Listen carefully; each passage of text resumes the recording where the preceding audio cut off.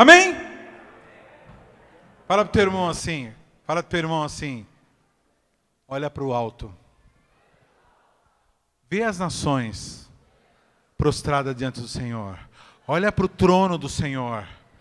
Olha para o Rei dos Reis sentado no trono. Olha para os 4 seres viventes. Olha para os 24 anciãos. Olha para os 144 mil que estão em volta. Então, irmãos, olha antes de qualquer coisa, olha para isso. Diante de toda a tempestade, de toda a perseguição, de toda a luta, de toda a dor, de toda a enfermidade, de todo problema, de toda tentação, olha para o alto. Olha para o alto. Olha para cima. Amém? Brasil, olha para o alto. Brasil, olha para o alto. Existe uma esperança à redenção dessa nação. Há uma promessa para essa nação, que essa nação será o celeiro do mundo. Não só celeiro para mandar comida, porque isso nós já estamos fazendo, vendendo comida para o mundo todo. Mas também a celeira da comida para a eternidade, que é a palavra de Deus. Uma igreja missionária, uma nação missionária. Bom, agora, fala para o teu irmão assim, agora João volta para o presente. Fala assim, ai meu Deus. Ele volta para o presente. E depois disso olhei, versículo 5. E eis que o templo do tabernáculo do testemunho se abriu no céu. E os 7 anjos que tinham as 7 pragas saíram do templo vestidos de linho puro e resplandecente e cingidos com cintos de ouro pelos peitos. Ou seja, são seres honrados, seres dignos, são anjos respeitados e com altíssima autoridade. E um dos 4 animais deu aos 7 anjos 7 salvas de ouro, cheias de ira de Deus que vive para todo sempre. Salva é uma espécie de bandeja, uma bandeja assim meio funda, né? E dentro dessas bandejas de ouro, olha, presta atenção. Qual é a função dos 4 seres viventes que ficam em volta do trono? Ao longo do livro do Apocalipse você vai vendo isso. Eu falei, né, antes e confirmando agora o que está sendo falado aqui. Qual a função dos 4 seres viventes? Presta atenção no que eu vou falar. A função deles é dar ordens de Deus para os anjos. Então é como uma hierarquia, né? O general ele fala com o coronel, Então esses anjos, a função deles é só levar as ordens e aquilo que precisa ser levado para os anjos fazerem o que precisa ser feito. Amém? Por que eu estou insistindo nisso? Presta atenção, irmãos. Na primeira sessão, há 5 domingos atrás, nós falamos do trono de Deus, amém? Vamos lá, o que tem no centro? O que tem no centro? Trono. Quem está sentado nesse trono? Deus, a Trindade. Onde que fica esse trono? Fica onde? No céu. Para lá? Para lá? Ou para lá? Ou para lá? Céu, a gente fala assim, céu é lá em cima, né? Não, irmão. O céu verdadeiro é onde Deus está, amém? Ele está no céu. Por que é céu? Porque a gente não sabe falar outra palavra. Então, o único lugar que cabe Deus é um lugar infinito, então é Deus. É onde Ele está.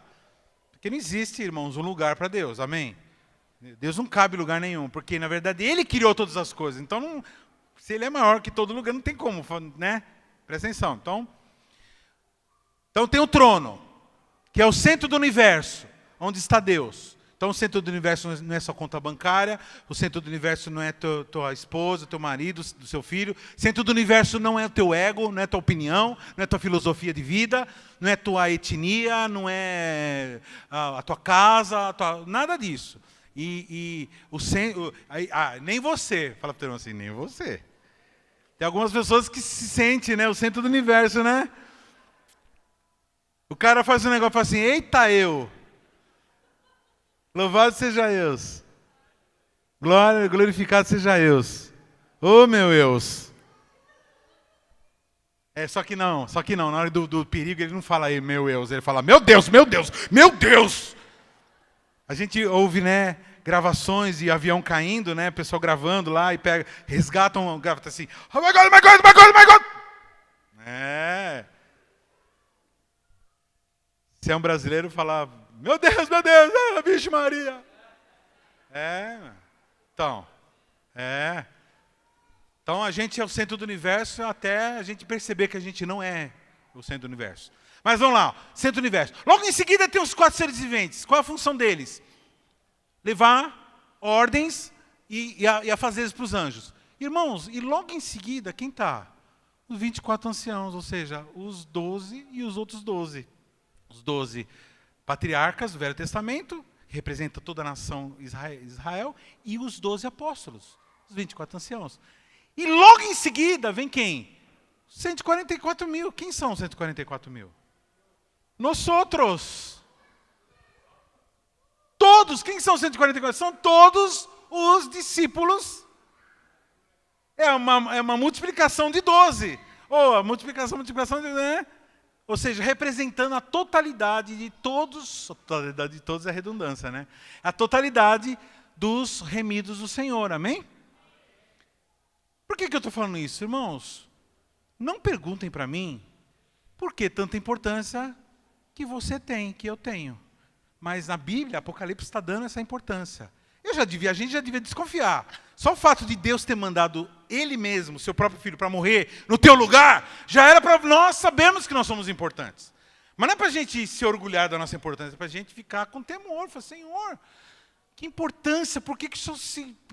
Aliás, você estar hoje aqui é sinal da importância de Deus, porque Deus te trouxe aqui, para você saber que você é realmente importante, amém?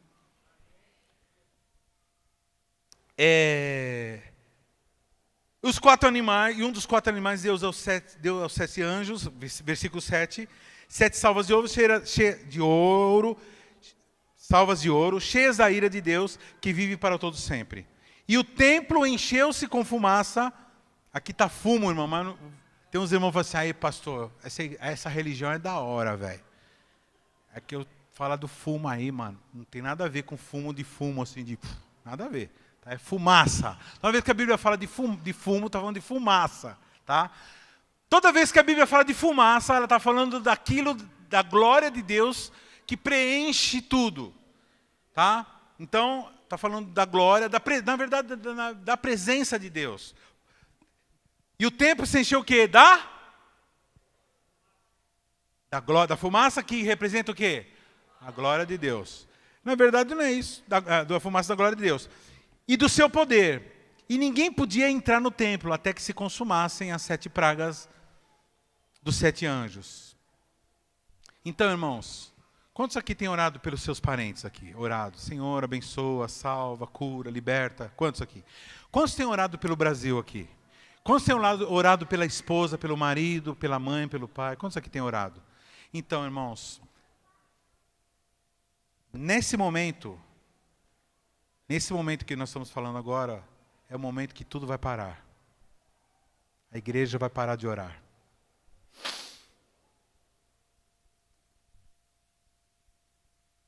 Porque se a igreja continuar a orar, continuasse a orar, Deus, olha como você vê a importância da gente. Se a igreja continuasse a orar, Deus não faria nada. Essa salvas de ira. Então, nesse momento, irmãos, acaba tudo. Para as orações. Então, essa pessoa que está orando por falar, irmão, essa pessoa que está orando por você, aproveita agora, que vai ter um dia que vai tudo acabar. Porque as longas intercessões agora culminam num juízo manifesto. Então, para que a gente intercede? É para evitar de a pessoa entrar em juízo. O que é juízo? Condenação.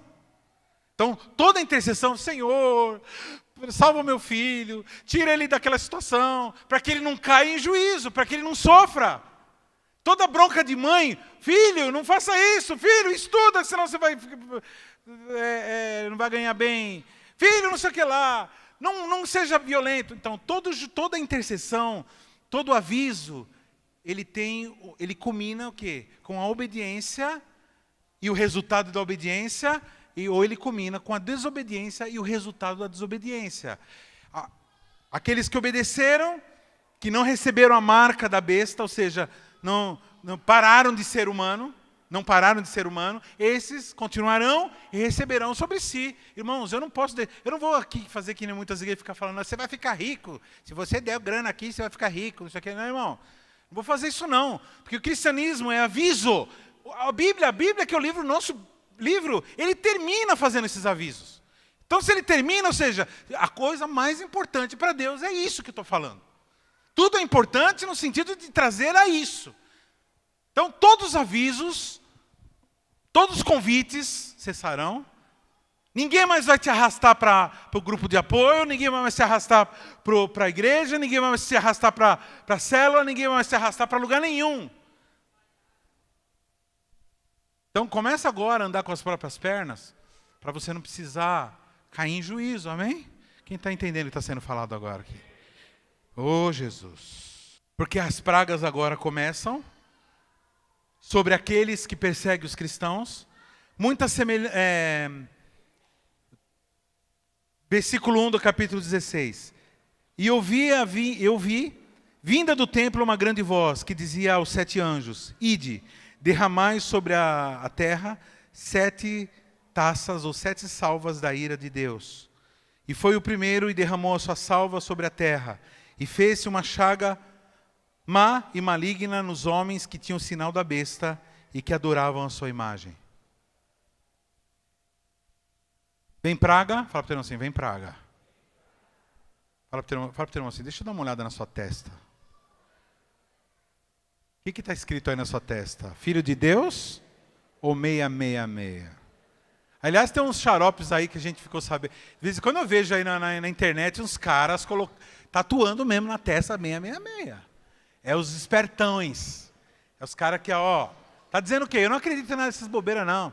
Acredito não. Quer saber? Vou mostrar que eu não acredito. Eu vou tatuar. Vai lá. Né? Aquela tatuagem linda assim. Vacilão.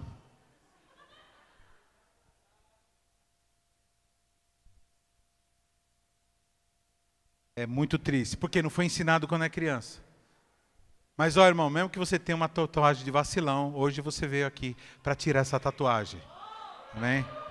Então, ou o diabo está tentando colocar, porque, nós vamos ver aqui, que é na mente, o campo de batalha é na mente, na cabeça. Versículo 3. Em quem vai vir as maldições? Nos que têm o sinal da besta. Fala para o teu irmão, se você não tem o sinal da besta, tranquilo. Pastor, como que é o sinal da besta? É toda aquela pessoa que só pensa em coisa de ódio, de ser humano. Nunca pensa em Deus, nunca pensa na Bíblia, nunca pensa em Jesus, nunca ora, não está nem aí. Serve a Deus no tempo que sobra. Sim, não dá, ou pouca, ou quase nenhuma, ou nenhuma importância. Alguns até combatem, aí já é um caso mais grave, né? Mas esses são os besta, os que têm o sinal da besta, aqueles que não se humilharam, não foram humildes, não falaram, tá bom, Senhor, uau, isso aqui é um café? Meu Deus, e tá espumoso, irmão. Espera aí, desliga aí. Não. Eu vou tomar um golinho pelo menos, né? Senão vai esfriar. Agora eu fiquei com dó, agora tá todo mundo com vontade. Os caras até sentiram o gosto do negócio, né? E tá bom, viu? Depois vocês vão lá e... não tem, nem sei se acho que não tem, né? O segundo anjo derramou sua salva no mar. Vocês estão lembrados, irmãos, versículo 3 aí? Vocês estão lembrados que no outra pregação tem essa parte? Daquilo que vai no mar? O que acontece quando vem a maldição no mar?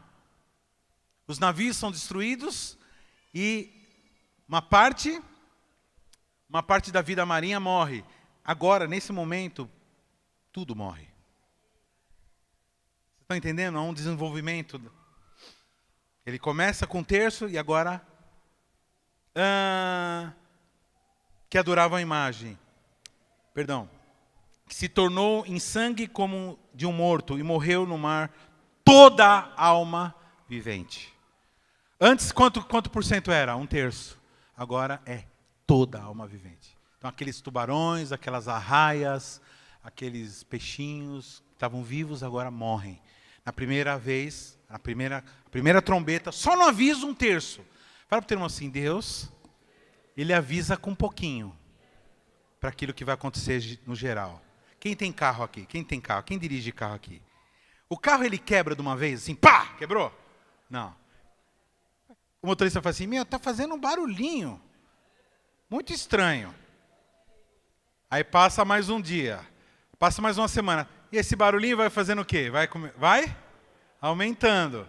Aumentando, aí pum! Aí que quebra. Então, um pouquinho só. Fala para o teu irmão assim, Deus avisa. Um pouquinho. E como que ele avisa um pouquinho? Você se lascando um pouquinho.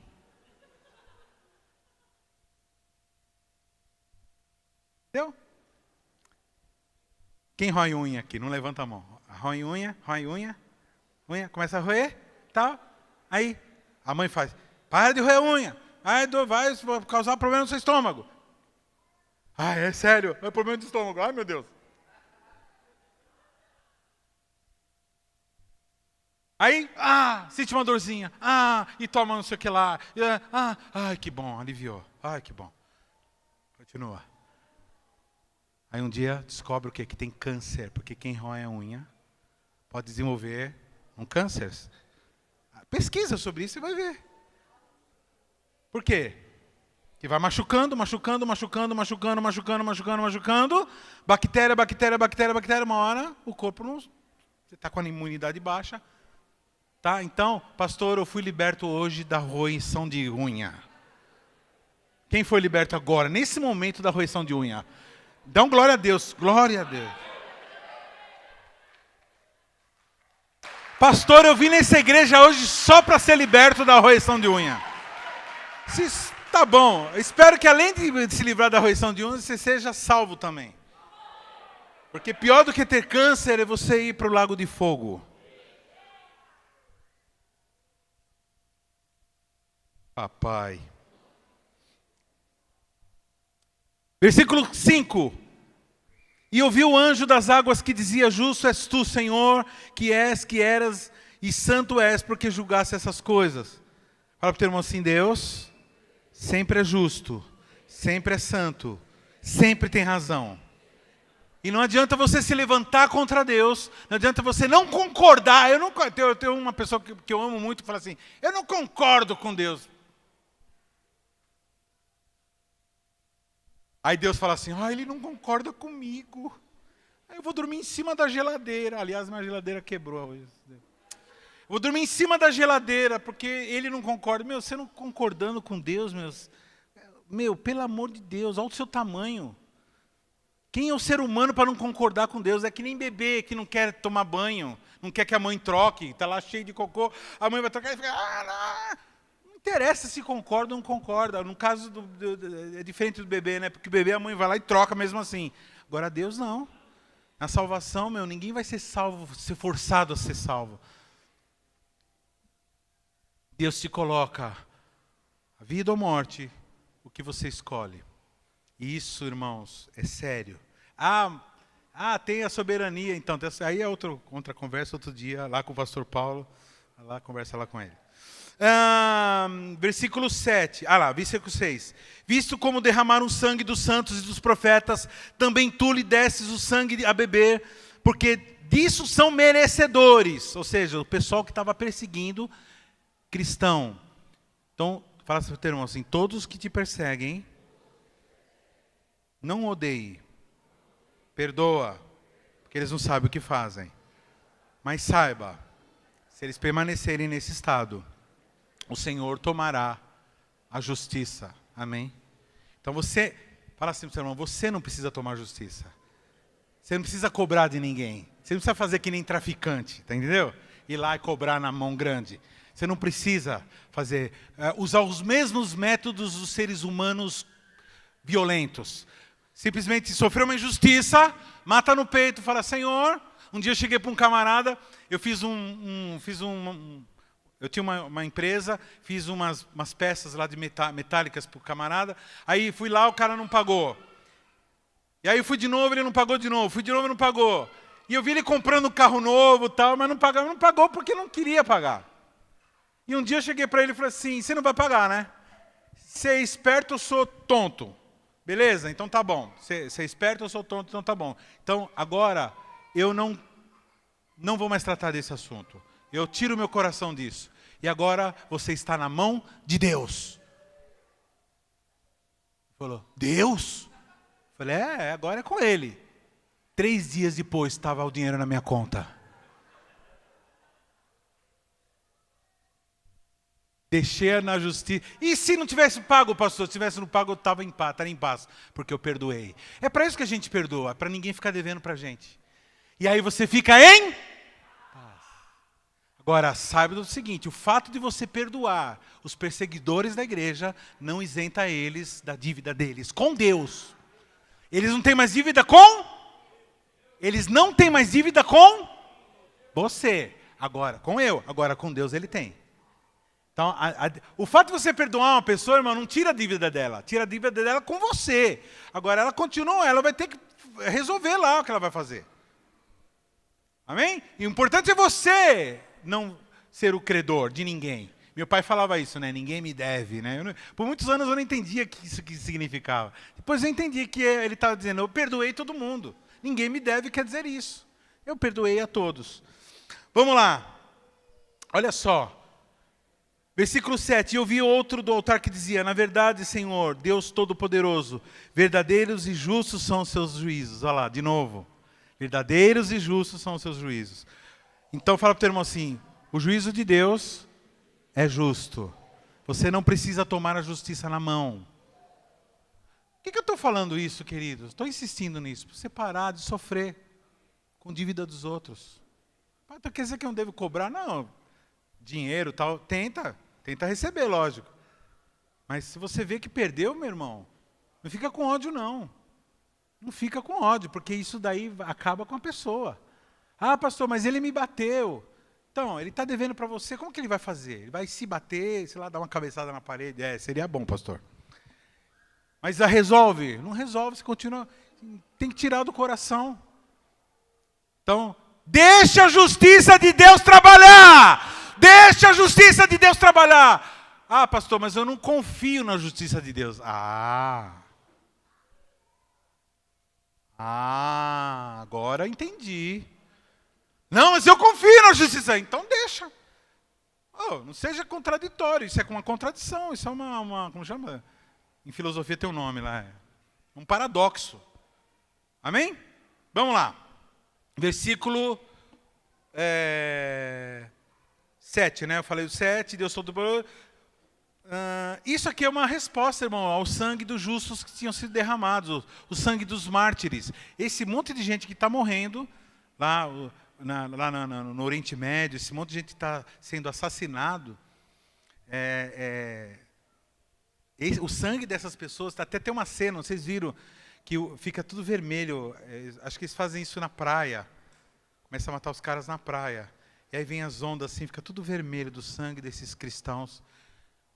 É uma cena horrível, eles são tudo com um macacão assim, eles passam, cortam o pescoço, um negócio horrível. Vamos lá. Versículo 8. E o quarto anjo derramou a sua taça sobre o sol, e foi-lhe permitido que abrasasse os homens com fogo. E os homens foram abrasados com grandes calores, e blasfemaram o nome de Deus, que tem o poder sobre essas pragas, e não se arrependeram para lhe darem glória. Olha só, presta atenção. Que praga é essa agora? O sol está queimando a cabeça desses camaradas. E mesmo assim eles não se arrependem. Por que eles não se arrependem? Porque o sol está queimando na cabeça dele. Agora, por que o sol está queimando na cabeça dele? Fala para o teu irmão assim. Fala para o teu irmão assim. O sol só queima na cabeça de quem não tem cobertura.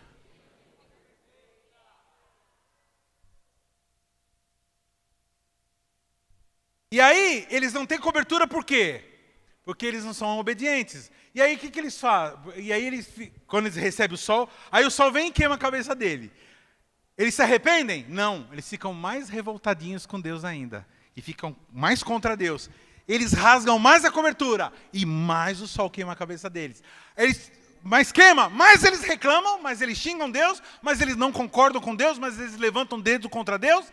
E mais Rasga a cobertura. E quanto mais eles se afrontam a Deus, mais queimados ficam. Fala para o teu irmão assim, praga de queimadura na cabeça, só para quem não tem cobertura. Pergunta para o teu irmão assim, quem é a cobertura dele? Fala o nome da sua cobertura. Ai, Jesus, pastor.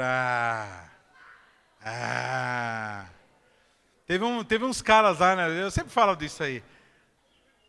Na Bíblia, estava uma briga lá na igreja, numa igreja primitiva, e aí uns ficaram do lado do apóstolo Paulo, outros ficaram do lado do apóstolo Apolo.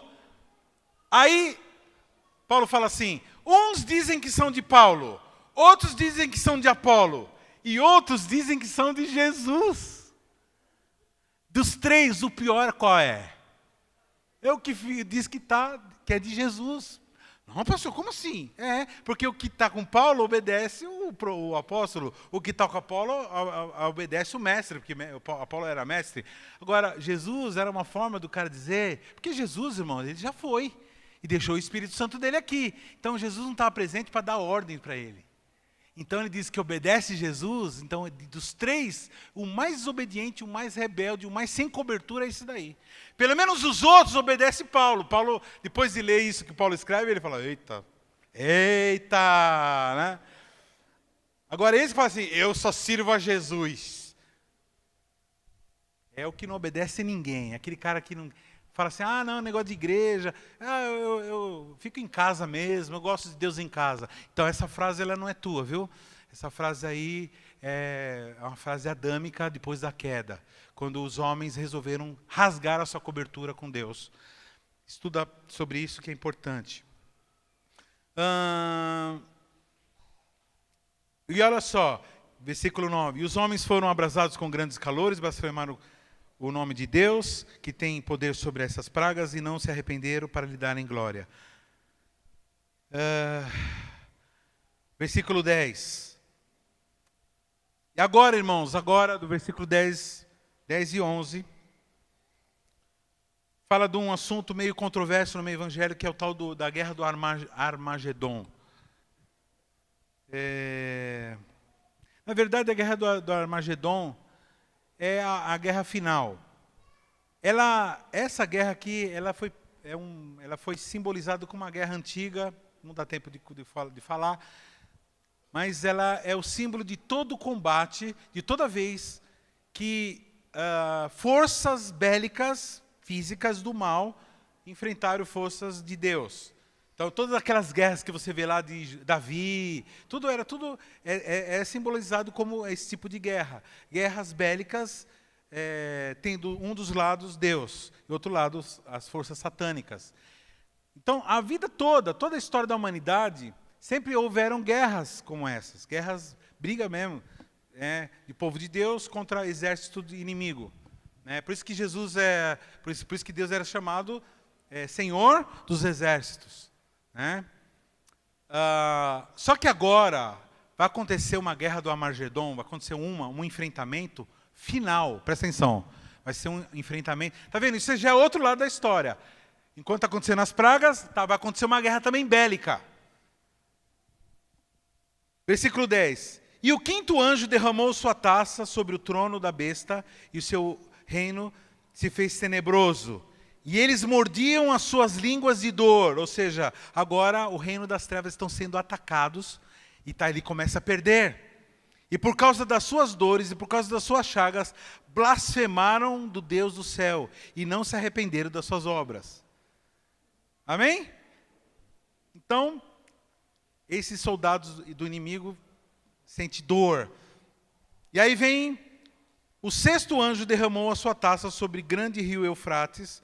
Rio Eufrates era onde se situava a cidade da Babilônia, que representa as forças do mundo, ou as forças do império do mundo, do império satânico, do império ímpio, do mundo ímpio. E a sua água secou-se para que se preparasse o caminho dos reis do Oriente. E da boca do dragão, e da boca da besta, e da boca do falso profeta, vi sair 3 espíritos imundos, semelhantes às rãs. Vocês estão lembrados, na sessão anterior, que tinha as 2 bestas e o dragão. Então aqueles são citados novamente, só que agora ele está dizendo assim, que a besta que sai do mar, a besta que sai da terra, a besta governamental, a besta religiosa e Satanás, que é o chefe das duas bestas, os três começam a falar coisas. Fala para o teu irmão assim, o meu ouvido, o teu ouvido precisa ser ungido, precisa ser protegido. Porque, irmãos, as bestas e a serpente, ela usa palavras. Da mesma forma que Jesus é o verbo vivo, que nos protege através da palavra. Então, tem coisa que você pensa, que você acha que é sua cabeça, mas não é da sua cabeça. São palavras da besta, de uma besta, da outra, ou do próprio Satanás falando. Ou de um enviado, de um emissário. Por isso que a Bíblia fala de doutrina no quê? Doutrina de demônios. Então aqui, só que agora, eles abrem o verbo. Eles começam a falar toda a filosofia, toda a argumentação, todo argumento, e você sabe que os argumentos eles vão quebrando.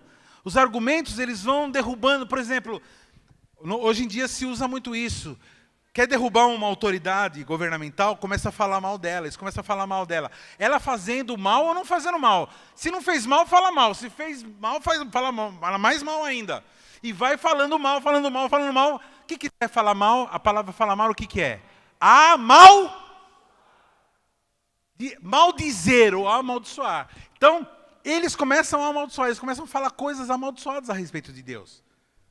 Então, toda a ideia que vier na sua cabeça, não sei o que lá, Deus não existe, que não sei o que, está muito difícil, está muito... tudo argumento, ou argumento contra autoridades que o Senhor levanta para te ajudar. A pessoa está te ajudando, estava lá sua mãe, te ajudando para você sair daquela situação, e você, que não sei o que lá, entendeu? Falando mal daquele que está te ajudando. Então, isso daí é um sistema. E nesse tempo, eles vão abrir o verbo e vai sair... É daí que vem a expressão gatos, lagartos, sapo, vai sair da boca dele. É o que mostra o texto aqui. E da boca do dragão, e da boca da besta, e da boca do falso profeta, vi sair 3 espíritos imundos, semelhantes às rãs. Amém? Então aí está falando de palavras malditas, guerra de ideias. Fala para o teu irmão assim, guerra de ideias. Por isso que você tem que se encher das ideias de Deus, para você não ser enganado com as ideias do mundo. Aí, a gente chamava isso de ideinha, né? Quem sabe o que é ideinha? Ideinha é aquele negócio, não, é só um pouquinho, não, isso aqui é lá, não, é só dessa vez que nós vamos lá fazer esse assalto, não é só dessa vez que a gente vai pegar a mulher que não é nossa esposa, não, é só dessa vez que nós vamos catar isso para nós, não é só essa vez que nós vamos, é a última vez que nós vamos dar essa cheirada, é tudo mentira. É ideinha, fala tudo assim, ideinha.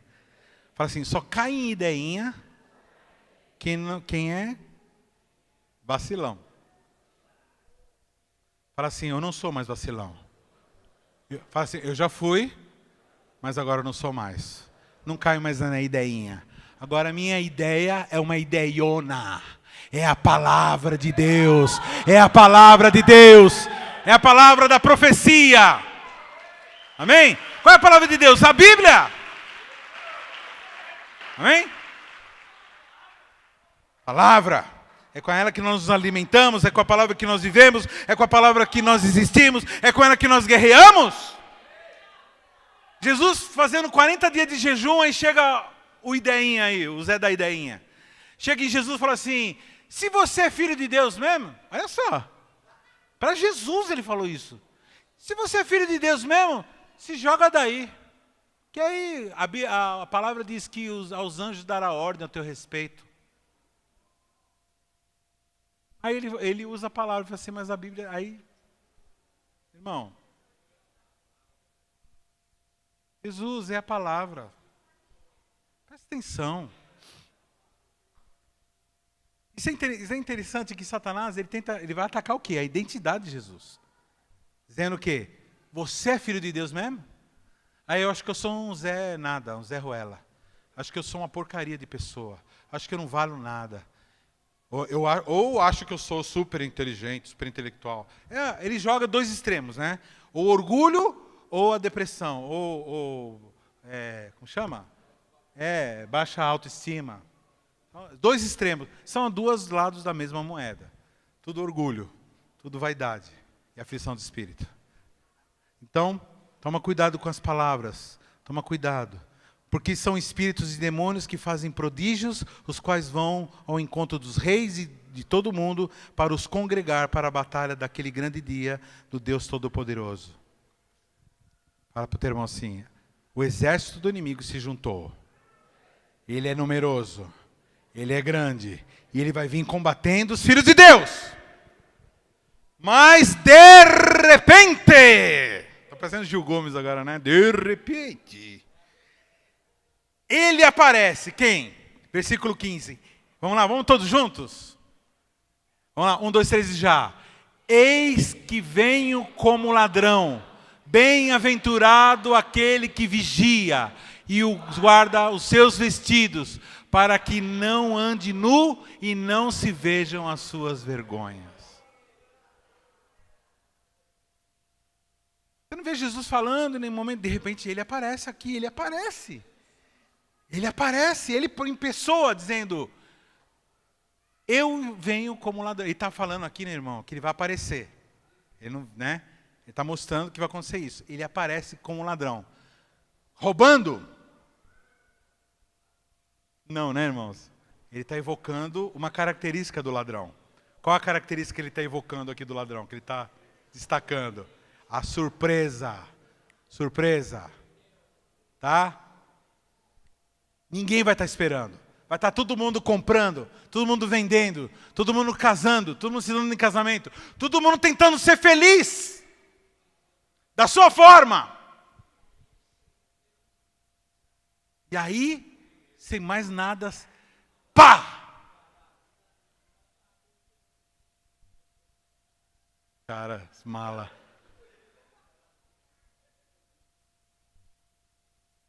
E olha só, quem é pego de surpresa? Aqueles que não guardaram seus vestidos para que não ande nu. E aí vão ficar envergonhados, irmão. Quem já teve esse sonho aí? Quem sonhou? Quem já sonhou que estava assim, de repente estava pelado? Quem já teve esse sonho? Ou coisa horrível, né? Aí você está assim, eu sonhava isso na escola, que eu estava na escola, na minha 5ª série, assim, de repente, tentava me esconder. É uma insegurança, é um trauma, sei lá, é uma vergonha que eu passei, alguma coisa que aconteceu que eu não lembro. Mas o que vai acontecer é que as pessoas vão ser pegas de surpresa e vão estar nuas. Eu nunca me esqueço que eu morava na Moca, eu sempre conto essa história, e tinha uma fábrica de tintas no meu quarteirão. E uma certa madrugada, essa fábrica pegou fogo, lá na Água Rasa, e começaram a explodir tonéis de thinner, tonéis mesmo, esses tonéis de thinner, imagina thinner explodindo. Coisa linda, né? 4 horas da manhã. Eu dormia, no quarto que eu dormia, tinha uma daquelas que chama veneziana, não sei se você sabe, que é uma porta assim de madeira. Com a pressão da explosão, ela abriu. E eu acordei, mas não vi a explosão. Aí fiquei olhando assim para a janela, achava que era um ladrão que tinha aberto, né? Que assim, olhando assim, ladrão. De repente, 4 horas da manhã, de novo, outra, foram acho que 3, Iana, 3, foi 3 ou 2 ou 3 explosões, sei lá. Só sei que a gente morava no sobrado, né? Então, aí todo mundo foi o quê? Procurar quem? A minha mãe. Porque todo mundo sabia que minha mãe era serva de Deus. E sabia que ela ia ser salva. E todo mundo saiu correndo e ficou agarrado na perna da minha mãe. E minha mãe na frente, assim, olhando para a rua para ver o que estava acontecendo. Da janela do quarto dela de cima. Ela tinha uma varandinha. E a gente ficou, mãe, Jesus está voltando. Jesus está voltando. E ela assim, tranquila. Tipo, aquela cara de quem está indo, sabe, para o céu. Já é agora mesmo que nós vamos. E todo mundo assim, os malas que estavam fazendo coisa errada. Tá vendo aí? Agora, incrível foi meu pai, que tinha quebrado a perna e estava dormindo na sala. Estava mal. Quando ele foi ver, ele já estava ali em cima também, agarrado na minha mãe.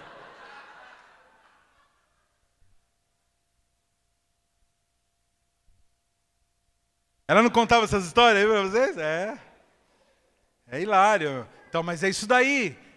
De repente, 1, 2, 3 e vamos fazer uma explosão. 1, 2, 3 e pá! Aí Jesus aparece. E aí os espertão.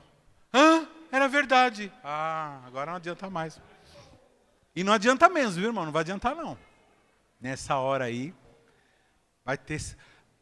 essa capacidade de arrependimento vai ser simplesmente suprimida do ser humano. Vai ser tirada. O Espírito Santo não vai estar mais com esses que têm a marca da besta. O Espírito Santo só estará com aqueles que não receberam a marca da besta. É o que diz, pelo menos é o que diz aqui. E os congregaram no lugar em que o hebreu chama de Armagedon. E o sétimo, versículo 17. O sétimo anjo derramou sobre a taça no ar, e saiu grande voz do templo do céu, do trono, dizendo: está feito. Fala para o teu irmão assim: está feito. Ou seja, acabou. Por quê? Por que ele fala está tudo feito? Porque olha, irmãos, olha só. Versículo 17. Vamos ler de novo? Vamos ler com calma. E o sétimo anjo derramou a sua taça na onde, irmão? Derrama no rio, o rio morre.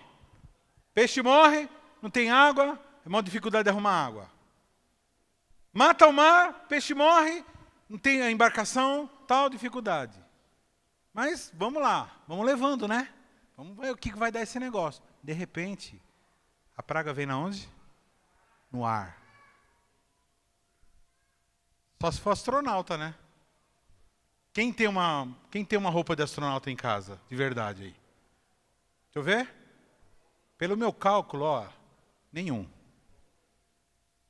Então, você está entendendo, irmãos? Que dessa vez não vai ser mais ou menos uma parte, alguns, vai ser todos. Todos serão atingidos.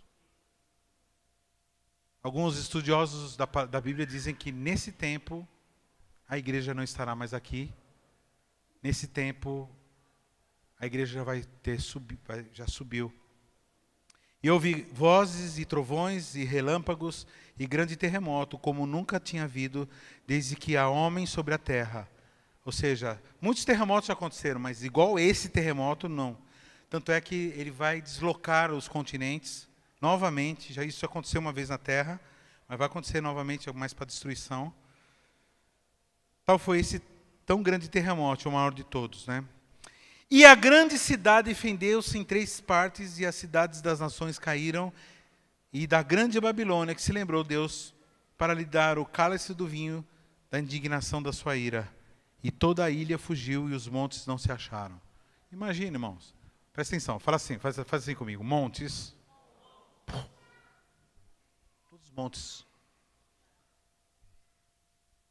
Como uma implosão. Porque os continentes serão convulsionados, tudo vai cair. E sobre os homens caiu do céu uma grande saraiva de pedras de peso de 1 talento. E os homens blasfemaram de Deus por causa da praga da saraiva, porque a sua praga era muito grande. E aqui eu termino. Irmãos, tem uma chuva de pedra. Se sobrou alguma coisa, agora cai uma chuva de pedra. E cada pedra com um talento. Fala assim: nossa, velho, um talento, da hora, o talento. Vou dar um talento, né? Sabe quanto que é um talento? Quase 60 quilos. Agora imagina uma chuva de pedras de 60 quilos. E elas caem da onde? Do céu. Ou seja, é Deus que está mandando. Não é o diabo, não é coisa nenhuma, é Deus. Bom, queridos, terminou a 5ª sessão, 5ª parte. Contamos a mesma história? Sim. Só que agora conta os detalhes. Agora ensinando outras coisas. E cada vez que nós, irmãos, cada vez que eu estudo Apocalipse, cada vez que eu vou me aprofundando mais, eu fico muito mais abismado com como nós vivemos aqui na Terra de uma forma muito nada a ver, muito estranha. Principalmente nós cristãos devíamos viver nessa realidade, como se estivesse para acontecer, né? na iminência de acontecer. E é isso que eu quero chamar a atenção de vocês hoje. Eu quero que vocês fiquem de pé. Vamos orar.